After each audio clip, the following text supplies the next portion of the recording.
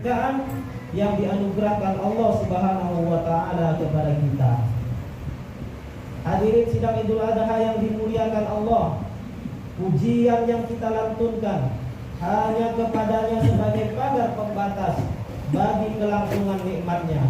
Tiada kalimat manapun yang mampu meliputi pujian baginya. Tiada penghitung manapun yang mampu mencakup bilangan nikmatnya. Tiada daya bagaimanapun yang mampu memenuhi kewajiban pengabdian kepadanya. Tiada pikiran sejauh manapun yang mampu mencapainya. Tiada kearifan sedalam apapun yang mampu menyelami hakikatnya. Kesombongan adalah pakaian kebesarannya. Semua yang lemah membutuhkan perlindungannya. Hadirin sidang Idul Adha yang dimuliakan Allah, salawat dan salam marilah kita hadiahkan kepada junjungan kita Nabi besar Muhammad sallallahu alaihi wasallam, dengan selalu bersalawat kepada beliau dan memperbanyak salawat kepada beliau. Allahumma salli ala sayyidina Muhammad wa ala ali sayyidina Muhammad. Mudah-mudahan kita yang senantiasa bersalawat kepada beliau dan memperbanyak bersalawat kepada beliau kelak nanti mendapatkan syafaatnya. Amin. Allahumma amin. Hadirin sidang Idul Adha yang dimuliakan Allah, salawat adalah bukti ketulusan iman, juga memohon rahmat kepada para sahabatnya, adalah bukti pengakuan kita atas jasa kebaikan, di samping sebagai pembangkit kenangan kepada mereka. Rasulullah sallallahu alaihi wasallam mengemban tugas agama dengan sukses cemerlang, tegaknya sendi syariat secara efektif. Marilah kita menjaga sekaligus meningkatkan takwa kita kepada Allah Subhanahu wa taala. Takwa merupakan hak Allah, sekaligus dijadikan tolak ukur kepangkatan manusia di hadapan Allah yang Maha Hadir, mengawasi seluruh gerak-gerik hidup hamba-hambanya. Hadirin sidang Idul Adha yang dimuliakan Allah, Allah Subhanahu wa taala berfirman di dalam Al-Quran surah Ali Imran ayat 96 sampai dengan 97. A'udzubillahi minasyaitonir rajim. Inna awwala baitin wudi'a lin-nasi lallazi bi Bakkata mubarakan wa hudan lil 'alamin. Fihi ayatun bayyinatun maqamu Ibrahim wa man dakhalahu kana amina. Walillahi 'alan nasi hijjul baiti man istata'a ilaihi sabila wa man kafara fa innallaha ghaniyyun 'anil 'alamin. Hadirin sidang Idul Adha yang dimuliakan Allah, Allah Subhanahu wa taala berfirman dalam ayat yang tadi yang artinya, sesungguhnya rumah yang mula-mula dibangun untuk tempat beribadah manusia ialah Baitullah di Mekkah, yang diberkahi dan menjadi petunjuk bagi semua manusia. Padanya terdapat tanda-tanda yang nyata, di antaranya maqam Ibrahim. Barang siapa memasuki Baitullah, menjadi amanlah dia. Mengerjakan haji adalah kewajiban manusia terhadap Allah, yaitu bagi orang yang sanggup mengadakan perjalanan ke Baitullah. Barang siapa yang mengingkari kewajiban haji, maka sesungguhnya Allah Maha Kaya, tidak memerlukan sesuatu dari semesta alam. Quran surah Ali Imran ayat 96 sampai dengan 97. Hadirin sidang Idul Adha yang dimuliakan Allah, kemudian diperkuat dengan surah Al-Maidah ayat 97 yang artinya Allah telah menjadikan Ka'bah, rumah suci itu, sebagai pusat peribadahan dan urusan dunia bagi manusia. Dan demikian pula bulan haram, Hajjah dan Qalaid, Allah menjadikan yang demikian agar kalian mengetahui bahwa sesungguhnya Allah mengetahui apa yang ada di langit, dan sesungguhnya Allah juga mengetahui apa yang ada di bumi, dan bahwa sesungguhnya Allah Maha mengetahui segala sesuatu. Quran surah Al-Maidah ayat 97. Allahu Akbar, Allahu Akbar, Allahu Akbar. La ilaha illallah wallahu akbar, Allahu akbar. akbar walillahil hamd. Hadirin sidang Idul Adha yang dimuliakan Allah, 1 bulan lebih Idul Fitri telah berlalu, di mana kita telah menjalankan ibadat puasa Ramadan dan Allah mengembalikan manusia kepada pribadi yang suci.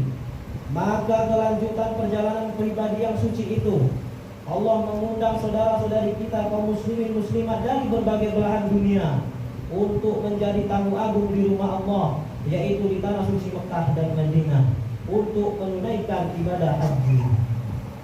Idul Adha, Idul Kurban atau biasa disebut dengan Idul Hajj, memberikan hikmah yang tidak ternilai bagi pribadi dan masyarakat muslim, bahkan juga bagi masyarakat muslim dunia. Pada musim haji, khususnya di Mekah yang sedang melaksanakan haji, berjuta-juta kaum muslimin yang disebut hujjaj dari berbagai ras, suku bangsa, dan berbagai benua berkumpul tanpa embel-embel status sosial, kelas sosial, dan warna kulit.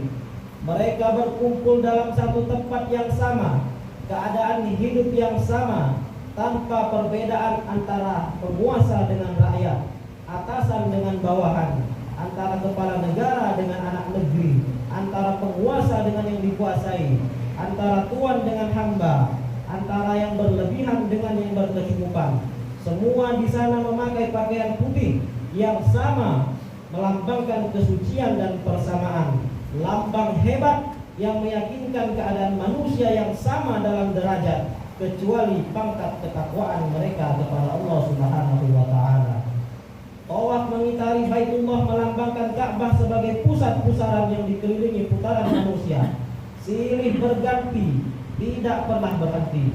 Berarti lambang manusia dilepaskan dirinya dari sifat egoisnya.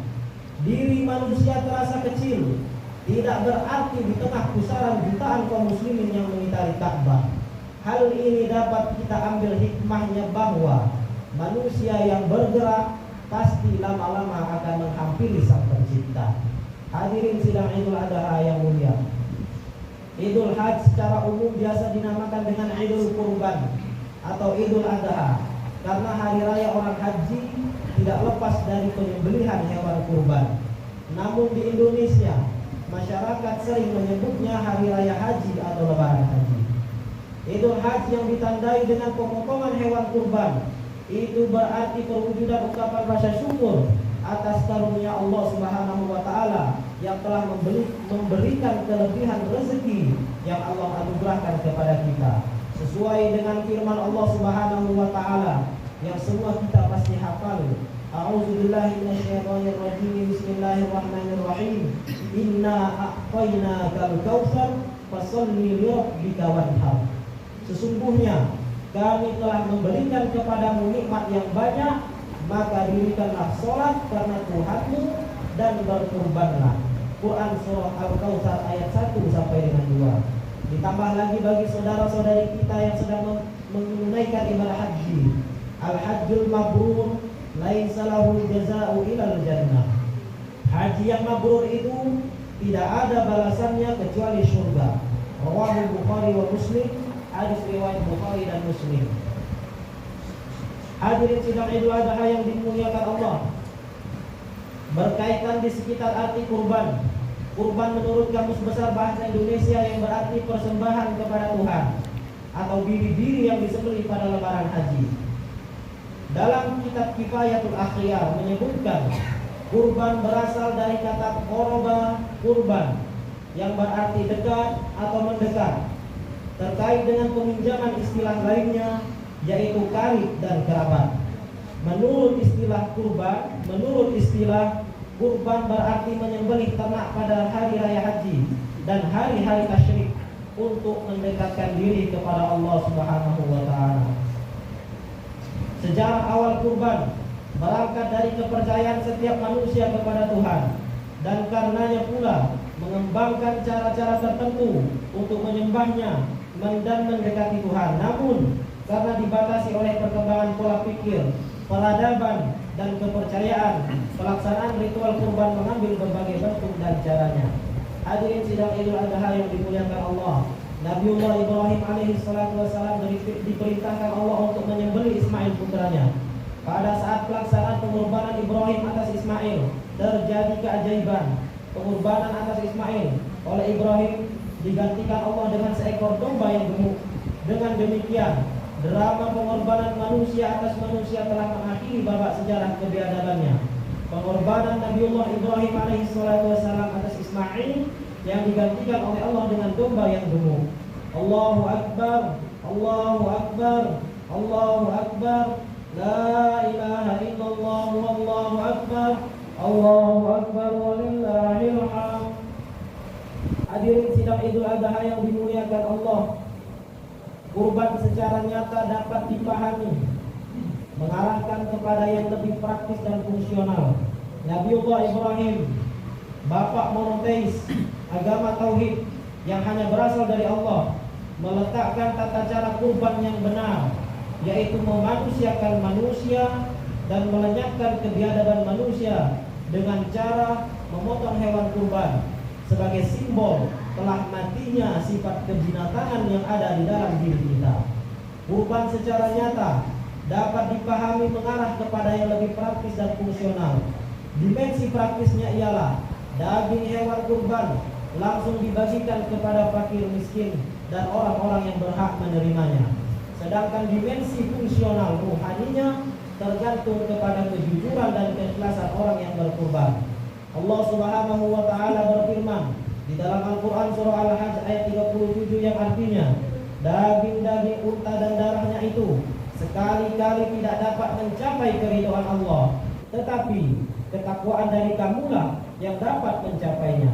Demikianlah Allah telah menundukkan hewan kurban itu kepada kamu, agar supaya kamu mengagungkan Allah terhadap hidayah-hidayahnya kepada kamu, dan berilah kabar gembira kepada orang-orang yang berbuat baik.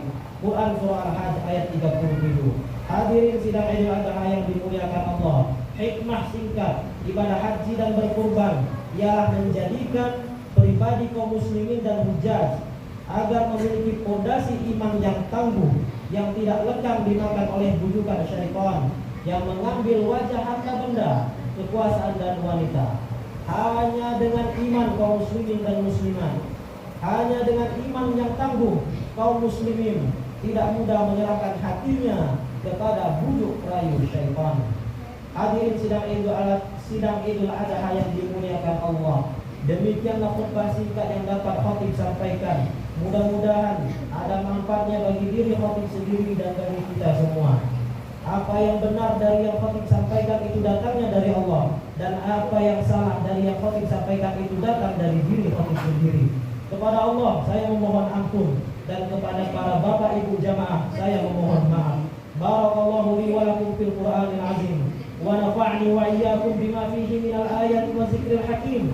Wa taqabbalallahu minna wa minkum tilawatahu innahu huwas samiul alim. Aqulu qawli hadza wa astaghfirullahal azim li wa lakum wa lisa'il muslimina wal muslimat wal mu'minina wal mu'minat fastaghfiruhu innahu huwal ghafurur rahim.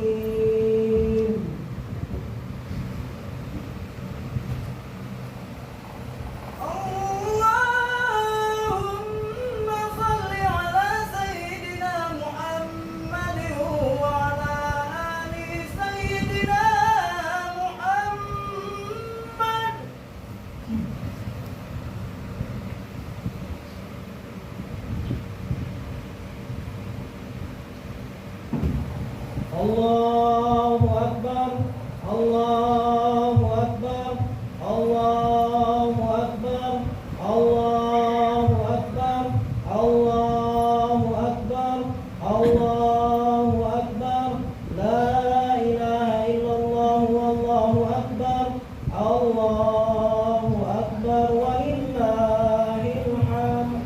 Allahu Akbar kabira, walhamdulillahi katsira, wa subhanallahi bukratan wa asila. La ilaha illallah wahda, sadaqa wa'da, wa nasara 'abda, wa 'azza jundahu, wa hazama al-ahzaba wahda. لا إله إلا الله ولا نعبد إلا إياه مخلصين له الدين ولو كره الكافرون ولو كره المنافقون ولو كره المشركون لا إله إلا الله والله أكبر الله أكبر ولله الحمد الحمد لله الذي أوحى إلى إبراهيم خليل أن تحير بيتا للطائفين والعاكفين وجعل حرمة حرامه ملاذا وملجأ للخائفين والداخلين وقيمة الله في هذه الأيام أشهد أن لا إله إلا الله وحده لا شريك له وأشهد أن سيدنا ونبينا محمدا عبده ورسوله لا نبي بعده اللهم صل وسلم على سيدنا محمد وعلى آل سيدنا محمد ذي الخلق الرحيم وعلى آله وصحبه أولي التقوى والمعرفة صلاة وسلاما دائمين متلازمين إلى يوم البعث فيا عباد الله اتقوا الله في السر والعلان فإنه طرد الملك الخلق قال الله تعالى إن الله وملائكته يصلون على النبي يا أيها الذين آمنوا صلوا عليه وسلموا تسليما اللهم آمين يا رب العالمين اللهم اغفر للمؤمنين والمؤمنات والمسلمين والمسلمات الأحياء منهم والأموات إنك سميع قريب مجيب الدعوات ويا قاضي الحاجات اللهم أصلح جميع ولاة المسلمين وانصر جيوش الموحدين واهلك الكفرة والمبتدعة والمشركين أعداءك أعدانا أعداء الدين واعل كلمتك إلى يوم الدين اللهم اجعل في قلوبهم الإيمان والحكمة وأوزعهم أن يوفوا على عهدك الذي عاهدت إليهم وجعلنا منهم وآتنا بدولة الإسلام اللهم اغفر لنا ولإخواننا الذين سبقونا بالإيمان ولا تجعل في قلوبنا غلا للذين آمنوا ربنا إنك رؤوف رحيم اللهم أعز الإسلام والمسلمين اللهم أعز الإسلام والمسلمين اللهم أعز الإسلام والمسلمين اللهم انصر إخواننا المسلمين والمجاهدين في فلسطين وفي كل مكان يا رب العالمين يا حي يا قيوم يا ذا الجلال والإكرام اللهم انصر إخواننا المسلمين في اليمن وفي العراق وفي كل مكان يا حي يا قيوم يا ذا الجلال والإكرام